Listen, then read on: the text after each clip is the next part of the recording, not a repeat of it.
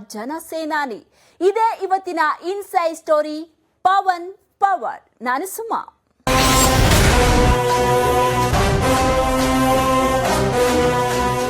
ರಾಜ್ಯದಲ್ಲಿ ಈಗ ಎಲ್ಲೆಡೆಯೂ ಕೇವಲ ಎಲೆಕ್ಷನ್ದೇ ಮಾತು. ಜಿದ್ದಾಜಿದ್ದಿನ ಚರ್ಚೆ, ಗೆಲುವಿನ ಲೆಕ್ಕಾಚಾರಗಳಲ್ಲಿ ನಾಡಿನ ಜನ ಮುಳುಗಿದ್ದಾರೆ. ಬೇಸಿಗೆಯ ಬಿಸಿಲು ಕಾವು ಪಡೆದುಕೊಳ್ತಿದ್ದಂತೆ ಚುನಾವಣೆ ಬಿಸಿ ಕೂಡ ನಿಧಾನಕ್ಕೆ ಸುಡಲಾರಂಭಿಸಿದೆ. ಎಲ್ಲ ಪಕ್ಷಗಳು ಗೆಲುವಿನ ರಣತಂತ್ರ ಹೆಣೆಯೋದ್ರಲ್ಲಿ ಬ್ಯುಸಿಯಾಗಿದ್ದಾರೆ. ಈ ನಡುವೆ ಗಡಿಭಾಗದಲ್ಲಿ ಗಬ್ಬರ್ ಸಿಂಗ್ ಎಂಟ್ರಿ ಕೊಟ್ಟು ಎಲ್ಲಾ ಪಕ್ಷಗಳು ತಲೆ ಕೆಡಿಸಿಕೊಳ್ಳುವ ಹಾಗೆ ಮಾಡಿದ್ದಾರೆ. ರಾಜ್ಯದ ಗಡಿಯಲ್ಲಿ ಶುರುವಾಗಿದೆ ಪವರ್ ಹವಾ. ಈ ಚುನಾವಣೆಯಲ್ಲಿ ಸದ್ದಿಲ್ಲದೆ ಸಂಚಲನ ಮೂಡಿಸ್ತಾರ ಜನಸೇನಾನಿ. ಇಡೀ ರಾಜ್ಯ ಚುನಾವಣಾ ಗುಂಗಿನಲ್ಲಿ ಮುಳುಗಿದೆ. ಏನೇ ಮಾತನಾಡಲಾರಂಭಿಸಿದ್ರೂ ಅದು ನೇರವಾಗಿ ಎಲೆಕ್ಷನ್ ವಿಚಾರಕ್ಕೆ ತಿರುಗಿಕೊಳ್ಳುತ್ತೆ. ಯಾರು ಈ ಬಾರಿ ಸರ್ಕಾರ ಮಾಡ್ತಾರೆ, ಎಲ್ಲಿ ಯಾರು ಗೆಲ್ಲಬಹುದು, ಯಾರಿಗೆ ಟಿಕೆಟ್ ಸಿಕ್ಕತ್ತೆ, ಯಾರ್ಯಾರೆಲ್ಲ ಗೆಲ್ತಾರೆ, ಯಾರ್ಯಾರೆಲ್ಲ ಸೋಲ್ತಾರೆ, ಹೀಗೆ ಚುನಾವಣಾ ಲೆಕ್ಕಾಚಾರಗಳೇ ಕೇಳಿಬರ್ತಾ ಇವೆ. ರಾಜಕಾರಣಿಗಳು ಅಷ್ಟೇ ಗೆಲುವಿಗೆ ಅದ್ಯಾವ ತಂತ್ರ ಮಾಡಬೇಕು ಅಂತ ತಲೆ ಕೆಡಿಸಿಕೊಂಡು ಕೂತಿದ್ದಾರೆ. ಹೀಗೆ ಇಡೀ ರಾಜ್ಯ ಚುನಾವಣಾ ಪಾಲಿಟಿಕ್ಸ್ ನಲ್ಲಿ ಮುಳುಗಿರಬೇಕಾದ್ರೆ ರಾಜ್ಯದ ಆಂಧ್ರದ ಗಡಿ ಭಾಗದಲ್ಲಿ ಹೈ ವೋಲ್ಟೇಜ್ ಪವರ್ ಒಂದು ಸದ್ದಿಲ್ಲದೆ ಸುದ್ದಿ ಮಾಡಲಾರಂಭಿಸಿದೆ. ಆಂಧ್ರದಲ್ಲಿ ಅದಾಗಲೇ ತಮ್ಮ ಘರ್ಜನೆಯ ಮೂಲಕ ಎದುರಾಳಿಗಳಲ್ಲಿ ನಡುಕ ಹುಟ್ಟಿಸಿರುವ ಗಬ್ಬರ್ ಸಿಂಗ್ ಈಗ ರಾಜ್ಯಕ್ಕೆ ಎಂಟ್ರಿ ಕೊಡ್ತಾರೆ ಅನ್ನೋ ಮಾತಿದೆ. ಎಲ್ಲರ ಚಿತ್ತವನ್ನ ತಮ್ಮತ್ತ ಸೆಳೆದು ರಾಜ್ಯದಲ್ಲಿ ಧೂಳೆಬ್ಬಿಸುವ ಸೂಚನೆ ನೀಡಿದ್ದಾರೆ ಆಂಧ್ರದ ಪವರ್ ಸ್ಟಾರ್ ಜನಸೇನಾನಿ ಮುಖ್ಯಸ್ಥ పవన్ కళ్యాణ్. యువతరానికి సంపద విడిచిపెట్టాం. యుద్ధం, రక్తం, కన్నీరు తప్ప, గాయాలు, బాధలు, వేదనలు తప్ప, కలలు కలలు కలలు తప్ప, పిరికి మసతులు తప్ప. ಭಾರತ್ ಮಾತಾ ಕಿ. ಪವನ್ ಖದರ್ರೆ ಅಂಥದ್ದು. ಸಿನಿಮಾಗಳಲ್ಲಿ ಖಡಕ್ ಡೈಲಾಗ್ಗಳ ಮೂಲಕ ಅಭಿಮಾನಿಗಳಲ್ಲಿ ಹುಚ್ಚೆಬ್ಬಿಸಿರುವ ಪವನ್ ಕಲ್ಯಾಣ್ ರಾಜಕೀಯಕ್ಕೂ ಕಾಲಿರಿಸುವ ಮೂಲಕ ವಿನೂತನ ಶಕೆಗೆ ಮುನ್ನುಡಿ ಬರೆದ್ರು. ತಮ್ಮದೇ ಜನಸೇನಾನಿ ಅನ್ನೋ ಪಕ್ಷ ಸ್ಥಾಪನೆಯ ಮೂಲಕ ಎಲ್ಲಾ ರಾಜಕೀಯ ಪಕ್ಷಗಳಿಗೂ ಸೆಡ್ಡು ಹೊಡೆದು ನಿಂತರು. ಆಳುವ ಪಕ್ಷಗಳನ್ನ ಹಿಗ್ಗಾಮುಗ್ಗಾ ತರಾಟೆಗೆ ತೆಗೆದುಕೊಂಡ ಪವನ್ ಯುವಕರನ್ನ ಬಡಿದೆಬ್ಬಿಸಿದ್ರು. ಅವರು ಮಾತಿಗೆ ನಿಂತ್ರೆ ಅಲ್ಲಿ ಕೇಳ್ತಾ ಇದ್ದದ್ದು ಬರೀ ಘರ್ಜನೆಗಳೇ. ಪಿಕೆ ಆಂಧ್ರದ ಯಾವುದೇ ಭಾಗಕ್ಕೆ ಹೋದ್ರೂ ಅಲ್ಲಿ ಲಕ್ಷಾಂತರ ಅಭಿಮಾನಿಗಳು ಸೇರ್ತಾರೆ. ಇದು ಪಿಕೆ ಸೃಷ್ಟಿಸಿರುವ ಹವಾ.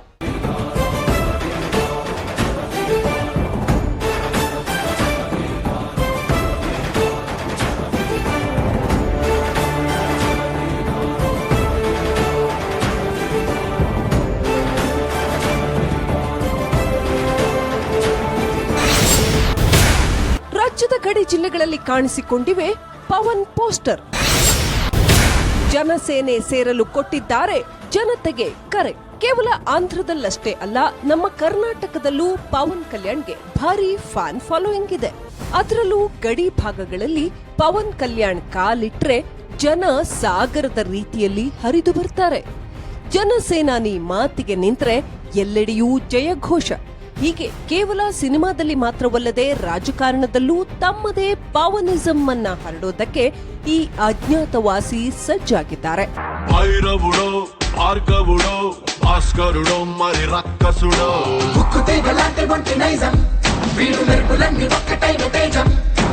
రక్షకుడో, తక్షకుడో, పరీక్షలకే సుశిక్షితుడో.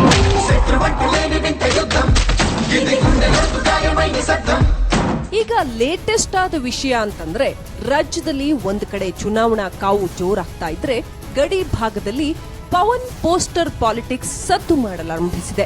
ರಾಜ್ಯದ ಗಡಿ ಜಿಲ್ಲೆಗಳಾದ ಬಳ್ಳಾರಿ, ರಾಯಚೂರು, ಕೋಲಾರ ಹಾಗೂ ಚಿಕ್ಕಬಳ್ಳಾಪುರಗಳಲ್ಲಿ ಪವನ್ ಕಲ್ಯಾಣ್ ಸ್ಥಾಪಿತ ಜನಸೇನಾ ಪಕ್ಷದ ಪೋಸ್ಟರ್ಗಳು ಕಾಣಲಾರಂಭಿಸಿವೆ. ಪಕ್ಷಕ್ಕೆ ಸದಸ್ಯರಾಗಬೇಕು ಅಂತಂದ್ರೆ ಈ ನಂಬರ್ಗೆ ಮಿಸ್ ಕಾಲ್ ಕೊಡಿ ಅನ್ನೋ ಪೋಸ್ಟರ್ಗಳು ರಾರಾಜಿಸ್ತಾ ಇವೆ. ಇಷ್ಟಕ್ಕೂ ಪೋಸ್ಟರ್ನಲ್ಲಿ ಏನಿದೆ? ತನ್ನ ಪಕ್ಷ ಎಲ್ಲಾ ರಾಜಕೀಯ ಪಾರ್ಟಿಗಳಿಗಿಂತ ವಿಭಿನ್ನ ಅಂತ ಹೇಳ್ಕೊಳ್ಳೋ ಪವನ್ ಕಲ್ಯಾಣ್ ಪೋಸ್ಟರ್ನಲ್ಲಿ ಪಕ್ಷದ ಸಿದ್ಧಾಂತಗಳೇ ಎದ್ದು ಕಾಣ್ತವೆ. ಜಾತ್ಯತೀತ ರಾಜಕಾರಣ, ಭಾಷೆಯ ಅಸ್ತಿತ್ವ, ಸಂಸ್ಕೃತಿ ಸಂಪ್ರದಾಯ ಕಾಪಾಡುವುದು, ಪ್ರಾಂತೀಯ ಭಾವನೆ ಗೌರವಿಸುವುದು, ಭ್ರಷ್ಟಾಚಾರದ ವಿರುದ್ಧ ಹೋರಾಟ, ಪರಿಸರ ರಕ್ಷಣೆ ಹೀಗೆ ಸಪ್ತ ಸೂತ್ರಗಳು ಪೋಸ್ಟರ್ನಲ್ಲಿ ಎದ್ದು ಕಾಣ್ತಾ ಇವೆ.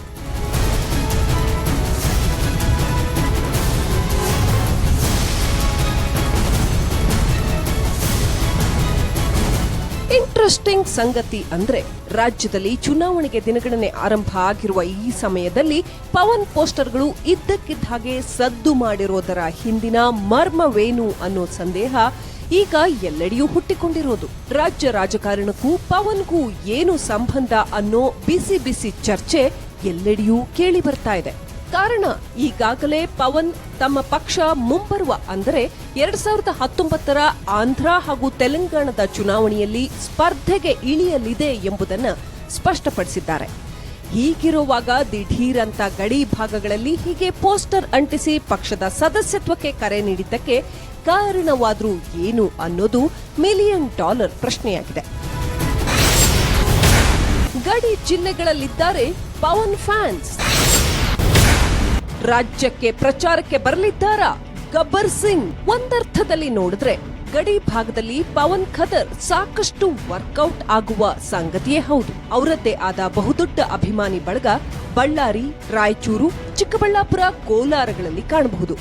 ಅವರು ಸಿನಿಮಾ ಪ್ರಚಾರಕ್ಕೆ ಬರಲಿ ಅಥವಾ ರಾಜಕೀಯ ಪ್ರಚಾರಕ್ಕೆ ಬರಲಿ ಜನ ಲಕ್ಷಾಂತರ ಸಂಖ್ಯೆಯಲ್ಲಿ ಹರಿದು ಬರ್ತಾರೆ.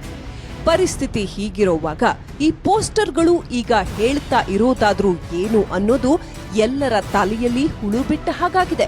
ಅದರಲ್ಲೂ ಒಂದು ವೇಳೆ ಈ ಪೋಸ್ಟರ್ಗಳು ಪವನ್ ಕಲ್ಯಾಣ್ ಎಂಟ್ರಿಗೆ ಜಸ್ಟ್ ಇಂಟ್ರೊಡಕ್ಷನ್ ಆಗಿರಬಹುದಾ ಅನ್ನೋದು ರಾಜಕೀಯ ಪಕ್ಷಗಳಿಗೆ ಭಾರಿ ತಲೆನೋವಾಗ್ಬಿಟ್ಟಿದೆ.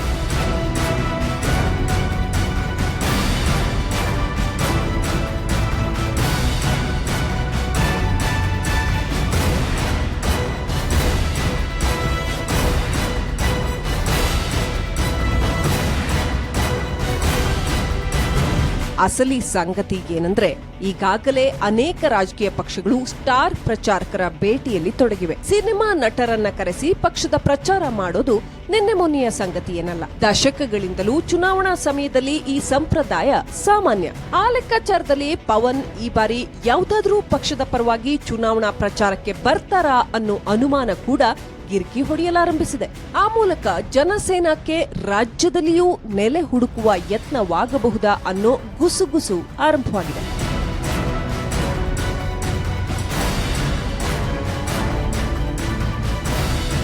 ಒಂದು ಪಕ್ಷ ಪವನ್ ಕಲ್ಯಾಣ್ ರಾಜ್ಯಕ್ಕೆ ಎಂಟ್ರಿ ಕೊಟ್ರೆ ಆಗೋದಾದ್ರೂ ಏನು ಅನ್ನೋ ಪ್ರಶ್ನೆ ಕಾಡೋದು ಸಹಜ. ಕಾರಣ ಕಳೆದ ಬಾರಿ ಲೋಕಸಭಾ ಚುನಾವಣಾ ಸಮಯದಲ್ಲಿ ಪವನ್ ಬಿಜೆಪಿ ಪರ ಪ್ರಚಾರ ಮಾಡಿದ್ರು. ಗಡಿ ಭಾಗದಲ್ಲಿ ಬಿಜೆಪಿ ಅವರನ್ನ ತನ್ನ ಪ್ರಚಾರಕ್ಕೆ ಬಳಸಿಕೊಂಡಿತ್ತು. ಹೀಗಾಗಿ ಈ ಬಾರಿ ಕೂಡ ಪವನ್ ಪ್ರಚಾರಕ್ಕೆ ಬರಬಹುದಾ ಅನ್ನೋ ಮಾತುಗಳು ಶುರುವಾಗಿವೆ. ಎಷ್ಟೇ ಅಂದ್ರೂ ಗಡಿ ಭಾಗದಲ್ಲಿ ಪವನ್ ಮಾತಿಗೆ ಜನ ಬೆಂಬಲಿಸುವ ಸಾಧ್ಯತೆ ಇರೋದ್ರಿಂದ ಅವರಿಗಿರೋ ಕ್ರೇಜ್ ಅನ್ನ ಯಾವ ಪಾರ್ಟಿನೇ ಆದ್ರೂ ಪ್ರಚಾರಕ್ಕೆ ಬಳಸಿಕೊಳ್ಳೋದ್ರಲ್ಲಿ ಸಂದೇಹವಿಲ್ಲ. ಆ ನಿಟ್ಟಿನಲ್ಲಿ ಅನೇಕ ರಾಜಕೀಯ ಊಹಾಪೋಹಗಳಿಗೆ ಈ ಪೋಸ್ಟರ್ಗಳು ಈಗ ಅವಕಾಶ ಮಾಡಿಕೊಟ್ಟಿವೆ.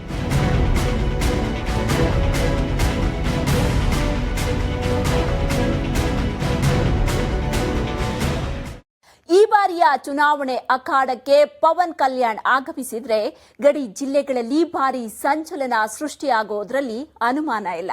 ಆದರೆ ಪವನ್ ಯಾರ ಪರವಾಗಿ ಹಾಗೂ ಯಾರ ವಿರುದ್ಧವಾಗಿ ಪ್ರಚಾರಕ್ಕಿಳಿತಾರೆ ಅನ್ನೋದೇ ವೆರಿ ವೆರಿ ಇಂಟ್ರೆಸ್ಟಿಂಗ್. ಈ ಕಾರಣಕ್ಕೆ ಪಕ್ಷಗಳಲ್ಲಿ ಆಗಲೇ ಲಾಭ ನಷ್ಟಗಳ ಲೆಕ್ಕಾಚಾರ ಶುರುವಾಗಿರೋದು. ಹಾಗಾದ್ರೆ ಪಿಕೆ ಯಾರಿಗೆ ಭವಿಷ್ಯ ದುಸ್ವಪ್ನವಾಗಬಹುದು ನೋಡೋಣ ಮುಂದಿನ ಭಾಗದಲ್ಲಿ.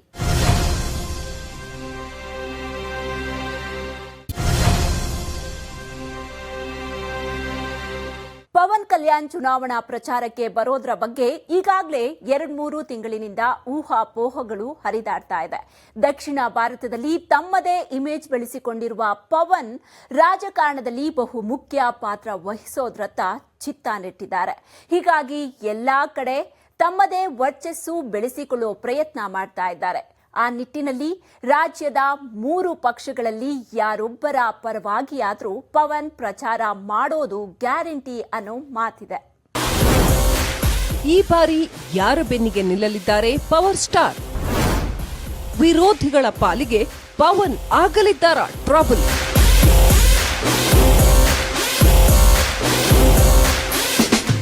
ಟಾಲಿವುಡ್ನ ಪವರ್ ಸ್ಟಾರ್ ಆಂಧ್ರದ ಗಬ್ಬರ್ ಸಿಂಗ್ ಪವನ್ ಕಲ್ಯಾಣ್ ಕಳೆದ ಹಲವು ತಿಂಗಳಿನಿಂದಲೂ ಭಾರೀ ಸುದ್ದಿಯಲ್ಲಿದ್ದಾರೆ. ಇತ್ತೀಚೆಗೆ ಅಂದ್ರೆ ಕಳೆದ 3 ತಿಂಗಳಿನಿಂದ ಅವರು ತಮ್ಮ ಜನಸೇನಾ ಪಕ್ಷದ ವತಿಯಿಂದ ಆಂಧ್ರ ಹಾಗೂ ತೆಲಂಗಾಣದಲ್ಲಿ ಭಾರೀ ಚುನಾವಣಾ ಪ್ರಚಾರ ಮಾಡ್ತಾ ಇದ್ದಾರೆ. ಪಕ್ಷವನ್ನ ಬೇರು ಮಟ್ಟದಿಂದ ಬೆಳೆಸಲು ಸಜ್ಜಾಗಿರುವ ಪವನ್ ಜನಸೇನಾಕ್ಕೆ ಭಾರೀ ಬೆಂಬಲ ಪಡೆದುಕೊಳ್ಳುವಲ್ಲಿ ತೊಡಗಿಕೊಂಡಿದ್ದಾರೆ. ಅವರ ಪ್ರತಿ ಮಾತಿನಲ್ಲೂ ಆರ್ಭಟ, ಘರ್ಜನೆ, ಆಕ್ರೋಶ ಎದ್ದು ಕಾಣ್ತಾ ಇರ್ತದೆ. ಅದರಲ್ಲೂ ಟಿಡಿಪಿ ವಿರುದ್ಧ ತೊಡೆತಟ್ಟಿ ನಿಂತಿರುವ ಪವನ್ ಆಂಧ್ರ ಸಿಎಂ ಚಂದ್ರಬಾಬು ನಾಯ್ಡು ಯಾವುದೇ ಅಭಿವೃದ್ಧಿ ಕಾರ್ಯ ಮಾಡ್ತಾ ಇಲ್ಲ, ಬರೀ ಭ್ರಷ್ಟಾಚಾರದಲ್ಲಿ ತೊಡಗಿದ್ದಾರೆ ಅಂತ ಗುಡುಗಿದ್ರು. ಬಿಡು 6 ಅಡುಗುಲ ಬುಲ್ಲೆಟ್ಟು, ಬಿಡು ಧೈರ್ಯಂ ಬಿಸಿರಿನ ರಾಕೆಟ್ಟು.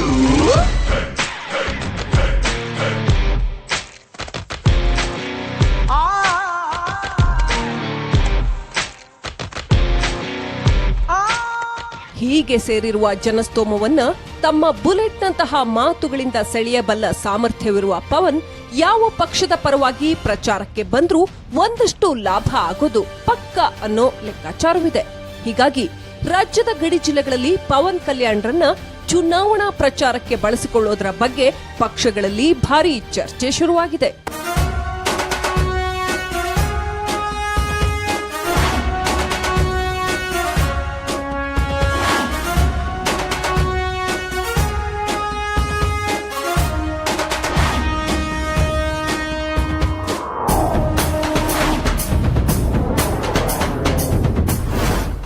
ಕಳೆದ ಬಾರಿ ಕಮಲಕ್ಕೆ ಜೈ ಎಂದಿದ್ರು ಪವನ್. ಈ ಬಾರಿ ಹೇಳ್ತಾರ ಬಿಜೆಪಿಗೆ ಗುಡ್ ಬೈ. ಕಳೆದ ಲೋಕಸಭಾ ಚುನಾವಣಾ ವೇಳೆ ಪವನ್ ಕಲ್ಯಾಣ್ ಬಿಜೆಪಿ ಪರ ಚುನಾವಣಾ ಪ್ರಚಾರ ಮಾಡಿದ್ರು. ರಾಜ್ಯದ ಗಡಿ ಜಿಲ್ಲೆಗಳಾದ ಕೋಲಾರ, ರಾಯಚೂರು, ಚಿಕ್ಕಬಳ್ಳಾಪುರದಲ್ಲೆಲ್ಲ ಪ್ರಚಾರದಲ್ಲಿ ತೊಡಕೊಂಡಿದ್ರು. ಆ ದೃಷ್ಟಿಯಲ್ಲಿ ನೋಡಿದ್ರೆ ಈ ಸಾರಿನೂ ಮತ್ತೆ ಬಿಜೆಪಿ ಪರವಾಗಿ ಪ್ರಚಾರಕ್ಕೆ ಬರಬಹುದಾ ಅನ್ನೋ ಯೋಚನೆ ಮೂಡದಿರದು. ಆದ್ರೆ ಈ ಬಾರಿ ಪವನ್ ಕಲ್ಯಾಣ್ ಬಿಜೆಪಿ ಪರವಾಗಿ ಪ್ರಚಾರ ಮಾಡ್ತಾರಾ ಅಂದ್ರೆ ನೋ ಚಾನ್ಸ್ ಎನ್ನುತ್ತವೆ ಮೂಲಗಳು.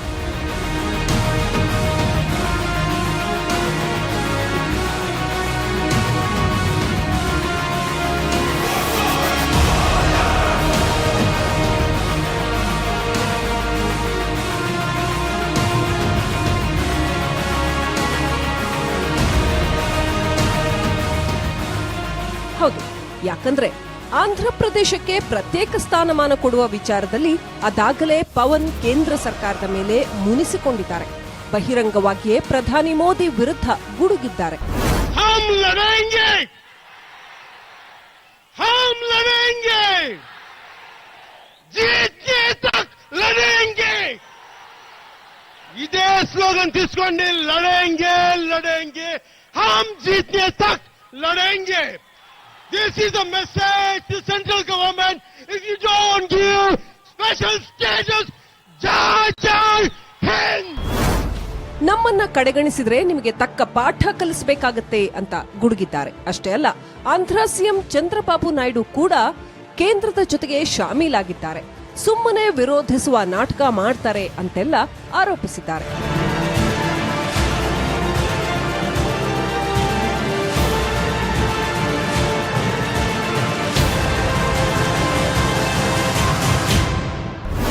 ಪರಿಸ್ಥಿತಿ ಹೀಗಿರುವಾಗ ಪವನ್ ರಾಜ್ಯದಲ್ಲಿ ಬಿಜೆಪಿ ಪರವಾಗಿ ಪ್ರಚಾರ ಮಾಡೋದಕ್ಕೆ ಸಾಧ್ಯವೇ ಇಲ್ಲ ಎನ್ನಲಾಗ್ತಿದೆ.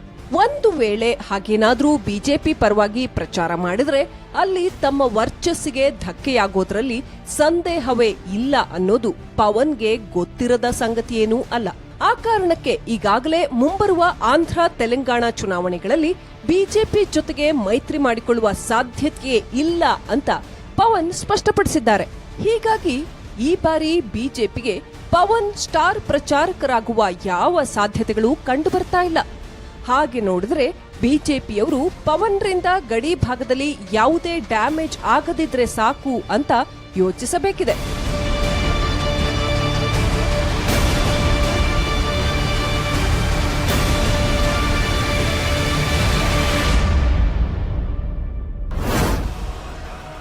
ರಾಜ್ಯದಲ್ಲಿ ಕೈಗೆ ಜೈ ಎನ್ನಲಿದ್ದಾರಂತೆ ಮೆಗಾಸ್ಟಾರ್. ಇನ್ನು ಕಾಂಗ್ರೆಸ್ ಪಕ್ಷದ ಪರವಾಗಿ ಪವನ್ ಕಲ್ಯಾಣ್ ಪ್ರಚಾರ ಮಾಡಬಹುದಾ ಅನ್ನೋ ಸುದ್ದಿ ಕೂಡ ಇದೆ. ಆದ್ರೆ ಪವನ್ ಅಣ್ಣ ಚಿರಂಜೀವಿ ಈಗಾಗಲೇ ರಾಜ್ಯಕ್ಕೆ ಬಂದು ಕಾಂಗ್ರೆಸ್ ಪರವಾಗಿ ಪ್ರಚಾರ ಮಾಡೋದಾಗಿ ಹೇಳಿದ್ದಾರಂತೆ. ಹೀಗಾಗಿ ಅಣ್ಣ ಆ ಪಕ್ಷಕ್ಕೆ ಪ್ರಚಾರ ಮಾಡ್ತಾ ಇರೋದ್ರಿಂದ ಪವನ್ ಕೂಡ ಅದೇ ಪಕ್ಷದ ಪರವಾಗಿ ಪ್ರಚಾರ ಮಾಡುವ ಸಾಧ್ಯತೆ ತೀರಾ ಕಮ್ಮಿ ಎನ್ನಲಾಗ್ತಿದೆ. ಇಷ್ಟಕ್ಕೂ ಪವನ್ಗೆ ಕಾಂಗ್ರೆಸ್ ಮೇಲೆ ಅಷ್ಟೊಂದು ಒಲವಿಲ್ಲ. ಜೊತೆಗೆ ಚಿರಂಜೀವಿ ಕೂಡ ಕಾಂಗ್ರೆಸ್ ಜೊತೆಗೆ ಈಗ ಅಷ್ಟಕ್ಕಷ್ಟೇ ಅನ್ನೋ ಹಾಗೆ ಇದಾರಂತೆ. ಹೀಗಾಗಿ ಪವನ್ ಕೈ ಪಕ್ಷಕ್ಕೆ ನೆರವಾಗುವ ಸಾಧ್ಯತೆ ತೀರಾನೇ ಕಮ್ಮಿ ಅಂತೆ. ಹೀಗಾಗಿ ಎರಡೂ ರಾಷ್ಟ್ರೀಯ ಪಕ್ಷಗಳಿಗೆ ಪವನ್ ಅಲಭ್ಯ ಅನ್ನೋದು ಪಕ್ಕಾ ಲೆಕ್ಕಾಚಾರ. ಹಾಗಾದ್ರೆ ಪವನ್ ಕರ್ನಾಟಕಕ್ಕೆ ಪ್ರಚಾರಕ್ಕೆ ಹೋಗೋದಾಗಿ ಹೇಳಿದ್ದು ಯಾವ ಪಕ್ಷವನ್ನ ಬೆಂಬಲಿಸಲು ಅನ್ನೋದು ಇದೀಗ ಕುತೂಹಲದ ವಿಷಯವಾಗಿದೆ.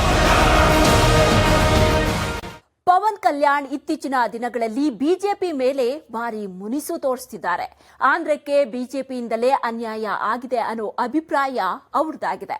ಹಾಗಾದ್ರೆ ಪವನ್ ರಾಜ್ಯಕ್ಕೆ ಬಂದ್ರೆ ಕಮಲಪಾಳ್ಯದ ವಿರುದ್ಧ ಭಾರಿ ಗುಟುರು ಹಾಕ್ತಾರ? ರಾಜ್ಯದಲ್ಲಿ ಯಾರಿಗೆ ಜೈ ಎನ್ನಲಿದ್ದಾರೆ ಅಜ್ಞಾತವಾಸಿ? ನೋಡೋಣ ಮತ್ತೊಂದು ಬ್ರೇಕ್ನ ನಂತರ.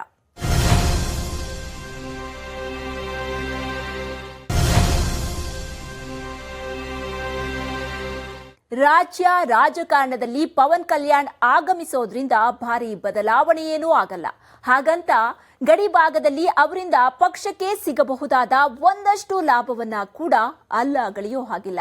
ಈ ನಿಟ್ಟಿನಲ್ಲಿ ಯೋಚಿಸಿದಾಗ ಪವನ್ ಕಲ್ಯಾಣ್ರನ್ನ ಪ್ರಚಾರಕ್ಕೆ ಕರೆದುಕೊಂಡು ಬರೋ ಸಾಧ್ಯತೆ ಇದೆ ಅನ್ನಲಾಗ್ತಿದೆ. ಆದರೆ ಯಾವ ಪಕ್ಷ ಪವರ್ ಸ್ಟಾರ್ಗೆ ಗಾಳ ಹಾಕುತ್ತೆ ಅನ್ನೋದರ ಬಗ್ಗೆ ಈಗ ಚರ್ಚೆ ಶುರುವಾಗಿರೋದು. ಮೇಲ್ನೋಟಕ್ಕೆ ಈಗ ರಾಜ್ಯದ ಗಡಿ ಭಾಗದಲ್ಲಿ ಜನಸೇನಾ ಪಕ್ಷದ ಪೋಸ್ಟರ್ಗಳು ಕಾಣಿಸಿಕೊಂಡಿರೋದು ದೊಡ್ಡ ಸಂಚಲನವೇನೂ ಉಂಟು ಮಾಡಲಿಕ್ಕಿಲ್ಲ. ಆದ್ರೆ ಇದು ತುಂಬಾ ಗಂಭೀರವಾಗಿ ತೆಗೆದುಕೊಳ್ಳುವ ಸಂಗತಿ ಅಂತ ಕೂಡ ಯಾರೂ ಅಂದುಕೊಳ್ಳೋದಿಲ್ಲ. ಕಾರಣ ಚಿಕ್ಕಬಳ್ಳಾಪುರ, ಕೋಲಾರ, ಬಳ್ಳಾರಿ ಹಾಗೂ ರಾಯಚೂರು ಭಾಗದಲ್ಲಿ ಪವನ್ಗೆ ಭಾರೀ ಫ್ಯಾನ್ ಫಾಲೋಯಿಂಗ್ ಇದೆ. ಹೀಗಾಗಿ ಅವರ ಫ್ಯಾನ್ಸ್ ಯಾರೋ ಹೀಗೆ ಅಲ್ಲಲ್ಲಿ ಅಂಟಿಸಿರಬಹುದು ಅಂತ ಹೇಳಲಾಗ್ತಾ ಇದೆ.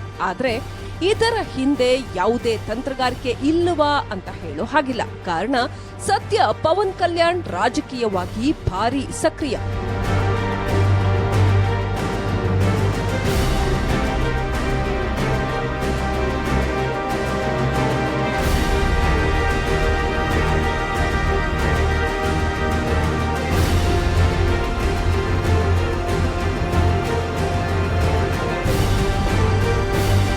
ಹೌದು, ಆಂಧ್ರದಾದ್ಯಂತ ಪವನಿಸಂ ಹರಡ್ತಾ ಇರೋ ಪವರ್ ಸ್ಟಾರ್ ದಕ್ಷಿಣ ಭಾರತದಲ್ಲಿ ಬಿಗ್ ಫ್ಯಾನ್ ಫಾಲೋಯಿಂಗ್ ಸೃಷ್ಟಿ ಮಾಡಿಕೊಳ್ಳೋದಕ್ಕೆ ಪ್ರಯತ್ನ ಪಡ್ತಿದ್ದಾರೆ ಎನ್ನಲಾಗ್ತಿದೆ.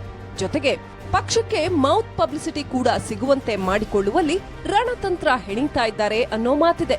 ಈ ಕಾರಣಕ್ಕೆ ಎಲ್ಲೆಲ್ಲಿ ಪವನ್ ಹವಾ ಇದೆಯೋ ಅಲ್ಲೆಲ್ಲ ಅವರ ಬಗ್ಗೆ ಜನ ಮಾತನಾಡಿಕೊಳ್ಳುವಂತೆ ಮಾಡೋದು ಈ ಪೋಸ್ಟರ್ ಹಿಂದಿನ ಉದ್ದೇಶವಾಗಿರಬಹುದು ಅನ್ನೋದು ಒಂದು ಲೆಕ್ಕಾಚಾರ. ಆದ್ರೆ ಮ್ಯಾಟರ್ ಇಷ್ಟಕ್ಕೆ ಸೀಮಿತವಾ? ಪವನ್ ರಾಜ್ಯದ ಚುನಾವಣೆಯಲ್ಲಿ ಯಾವ ಪಾತ್ರವನ್ನು ವಹಿಸ್ತಾ ಇಲ್ವಾ ಅಂತಂದ್ರೆ ಅದಕ್ಕೆ ಸಿಕ್ಕುವ ಉತ್ತರವೇ ಬೇರೆ. ಅದೇನಂದ್ರೆ ಈ ಬಾರಿ ಪವನ್ ರಾಜ್ಯಕ್ಕೆ ತೆನೆ ಹೊರಲು ಬರ್ತಾ ಇದ್ದಾರೆ ಅನ್ನೋ ಮಾತು. ಜನಗಣಮನ ಜನಸೇನೆ ಜನಮಂತ ಜನಸೇನೆ ಅಣುಬಣುಗುಣ ಜನಸೇನೆ అవినీతియంతం ಜನಸೇನೆ సాయం నీ తత్వం చేస్తావు కలకాలం మానవత్వం నీ మతం చూపుతావు మమకారం. ಜೆಡಿಎಸ್ ಜೊತೆ ಕಾಣಿಸಿಕೊಳ್ಳಲಿದ್ದಾರಂತೆ ಪಿಕೆ.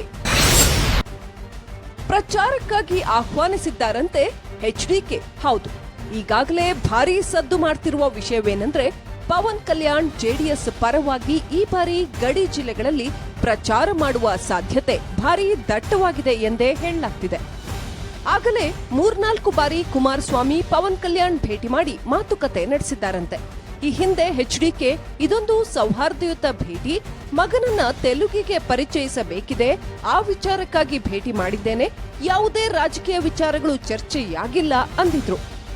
ಆದ್ರೆ ಅದು ತುಂಬಾ ಹಿಂದಿನ ಮಾತು.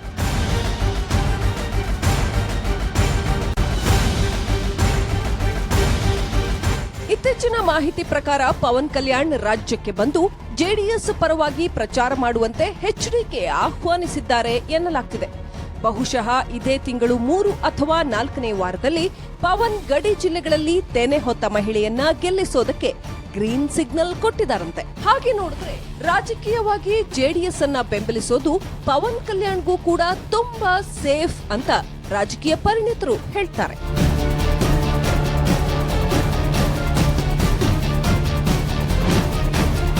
ಕಾರಣ ಪ್ರಾಂತೀಯತೆಯ ಬಗ್ಗೆ ತುಂಬಾ ಅಭಿಮಾನದಿಂದ ಮಾತನಾಡುವ ಪವನ್ ರಾಷ್ಟ್ರೀಯ ಪಕ್ಷಗಳನ್ನ ದೂರ ಇಟ್ಟು ಸ್ಥಳೀಯ ಪಕ್ಷಗಳಿಗೆ ಪ್ರಾತಿನಿಧ್ಯ ಕೊಡುವ ಬಗ್ಗೆ ಚಿಂತನೆ ನಡೆಸಿದ್ದಾರೆ ಅನ್ನೋ ಮಾತು ಕೂಡ ಇದೆ. ಹೀಗಾಗಿ ಜೆಡಿಎಸ್ ಪರವಾಗಿ ನಿಂತರೆ ಆಂಧ್ರದಲ್ಲಿಯೂ ತಮಗೆ ಯಾವುದೇ ವಿರೋಧ ವ್ಯಕ್ತವಾಗೋದಿಲ್ಲ ಅನ್ನೋ ತಂತ್ರ ಕೂಡ ಇದರ ಹಿಂದಿರೋದ್ರಲ್ಲಿ ಯಾವುದೇ ಅನುಮಾನವಿಲ್ಲ. ಹೀಗಾಗಿ ಪವನ್ ಕಲ್ಯಾಣ್ ಹಾಗೂ ನಿಖಿಲ್ ಕುಮಾರಸ್ವಾಮಿ ಸೇರಿ ಜೆಡಿಎಸ್ನ ಪ್ರಚಾರದಲ್ಲಿ ತೊಡಗಲಿದ್ದಾರೆ ಅನ್ನೋದು ಸದ್ಯದ ಮಾಹಿತಿ. ಒಟ್ಟಿನಲ್ಲಿ ದಿನದಿಂದ ದಿನಕ್ಕೆ ರಂಗೇರ್ತಾ ಇರೋ ರಾಜ್ಯದ ಚುನಾವಣಾ ಕಣ ಪವನ್ ಕಲ್ಯಾಣ್ ಎಂಟ್ರಿಯಿಂದ ಮತ್ತಷ್ಟು ಇಂಟ್ರೆಸ್ಟಿಂಗ್ ತಿರುವು ಪಡೆದುಕೊಳ್ಳುವುದರಲ್ಲಿ ಅನುಮಾನವೇ ಇಲ್ಲ. ಗಡಿ ರಾಜ್ಯಗಳಲ್ಲಿ ತಮ್ಮ ಅಭಿಮಾನಿಗಳ ಮೇಲೆ ಸಾಕಷ್ಟು ಪ್ರಭಾವ ಬೀರುವ ಸಾಮರ್ಥ್ಯವಿರುವ ಪವನ್ ಕೊನೆ ಕ್ಷಣದಲ್ಲಿ ಮತದಾರರ ಮೂಡ್ ಸ್ವಿಂಗ್ ಮಾಡಬಹುದಾ ಅನ್ನೋದನ್ನ ಕಾದು ನೋಡಬೇಕು.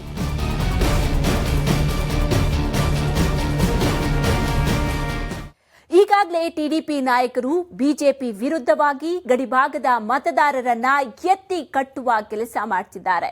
ಪವನ್ ಕಲ್ಯಾಣ್ ಕೂಡ ಬಂದು ಇದೇ ಕೆಲಸ ಮಾಡ್ತಾರಾ ಅನ್ನೋ ಅನುಮಾನ ಇದೆ. ಆದರೆ ಪವರ್ ಸ್ಟಾರ್ ನಟನ ಪ್ರಭಾವ ಅದೆಷ್ಟರ ಮಟ್ಟಿಗೆ ಮತದಾರನ ಮೇಲೆ ಪ್ರಭಾವ ಬೀರುತ್ತೆ ಅನ್ನೋದು ರಿಸಲ್ಟ್ ಬಂದ ಮೇಲಷ್ಟೇ ಕನ್ಫರ್ಮ್ ಆಗೋದು. ಇದಾಗಿತ್ತು ಇವತ್ತಿನ ಇನ್ಸೈಡ್ ಸ್ಟೋರಿ. ಸುದ್ದಿಯಲ್ಲಿ ಸದಾ ಮುಂದೆ ದಿಗ್ವಿಜಯ ನ್ಯೂಸ್.